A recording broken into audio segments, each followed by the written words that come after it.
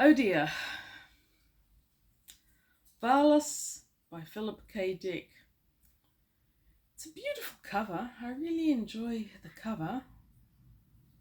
Gorgeous classic sci-fi style art. It's a shame about what's inside the cover though. That's not so good really. Okay, so VALIS by Philip K. Dick was written in 1981, I believe. It's allegedly science fiction. I take leave to doubt that. The beginning has no sci-fi. If you read other reviews of it online or systematic reviews of it, it suggests to me that there's no sci-fi in it later either. So the title is an acronym for Vast Active Living Intelligence System, and that sounds sci-fi. And because it's Philip K. Dick, it ought to be science fiction. It's not, I don't think. It is drug-addled musings, and if you are yourself a drug-addled sitting around the table, semi-schizophrenic, talking to someone who's just recovered from cancer and thinks God is real, then, I mean, go do that. You don't need to read this. Of course, if you don't want to completely and utterly sacrifice your brain cells, read this and it'll give you the same effect. Look, by now there's probably people out there who want to shoot me. Philip K. Dick is the awesome sci-fi writer. Without him, we wouldn't have Would Androids Dream of Electronic Sheep, and we wouldn't have a huge number of other admittedly magnificent science fiction books. But this isn't those books. This is this book. And it's not good if you like sci-fi, classic sci-fi. If you... Okay. So I get that it's autobiographical. I get that Dick himself was pretty messed in the head due to drugs, and he may have been schizophrenic. I'm not sure.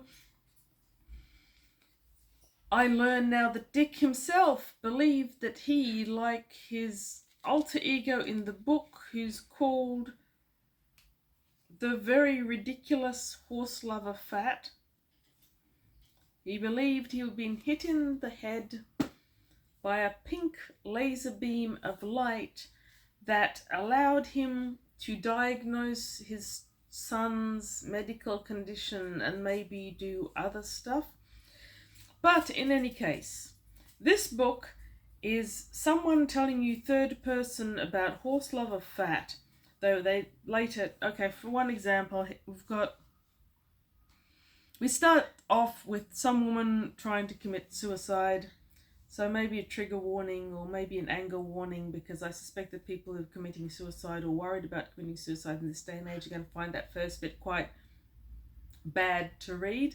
I know a lot of people who write about mental illness, suicide, schizophrenia, etc.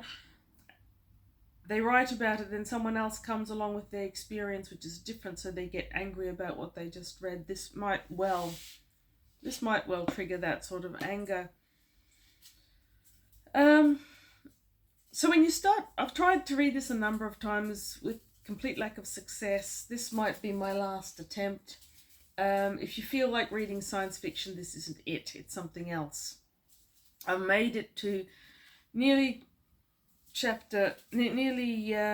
50, chapter 3. I've finished chapter 3. I'm done. I see no point. It's not fun to read. It doesn't mean anything.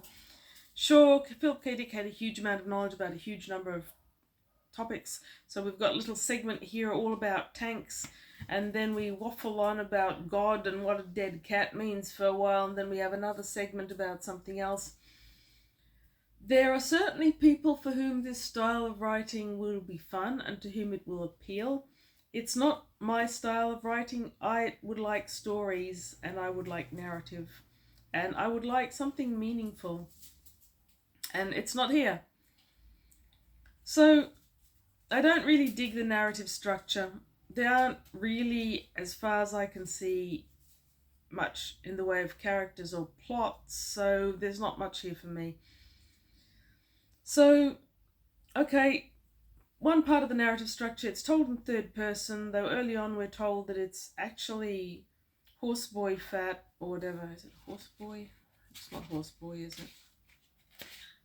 Horse lover fat is actually telling this story himself, but he's telling it in third person, because if he told it in first person, it would be too painful, so he couldn't deal with it, so he slips into the first person every now and then, but mostly he tells it in third person. Only it isn't third person because horse lover fat is actually some sort of alter ego for Philip K. Dick, and the narrator is the third person for horse lover fat, so whatever. Endless descriptions and endless digressions and endless snakes chasing their own tail. So, at one point the narrative reads, after he returned from Canada, Fat and I spent a lot of time together. And then on page 28, we enjoyed baiting Fat into theological disputation because he always got so angry. Only you are Fat. You've already told us that. So neither of those sentences make any sense.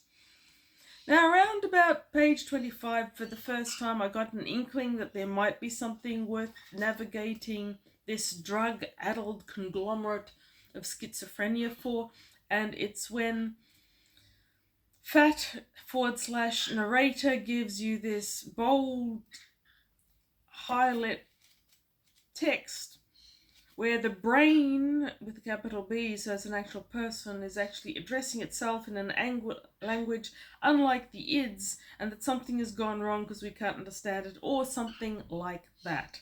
I had to read it 5 times, didn't really understand what it was getting at, but it did seem to me that if I'd kept on reading it another 50 times, maybe I would have understood it, and maybe it actually would have been interesting and revelatory. But by page 30, we were debating God extensively, through a dead cat, because God didn't save the cat, and through a woman who's in remission from cancer, because did God do that or didn't they? And if it wasn't God, then why did she get cancer in the first place? And if it was God, why did he give her cancer and then cure it? And I do enjoy theological discussions about God and what it may be, it or they may be, but this again was not it.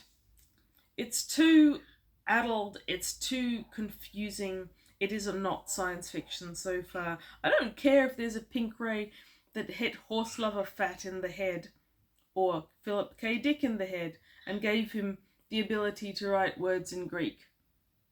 I don't think that means there's a God. I don't think that it means that there's a vast active living intelligence system and that we are part of it.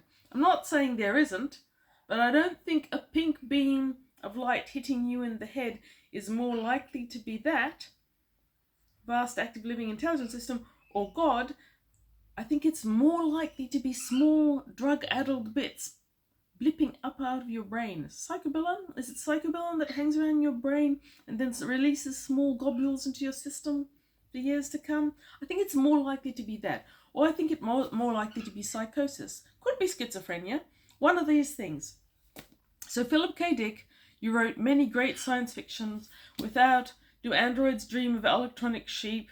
All hail, there wouldn't be Blade Runner, without which the shape of science fiction in 2023 would not be what it is today.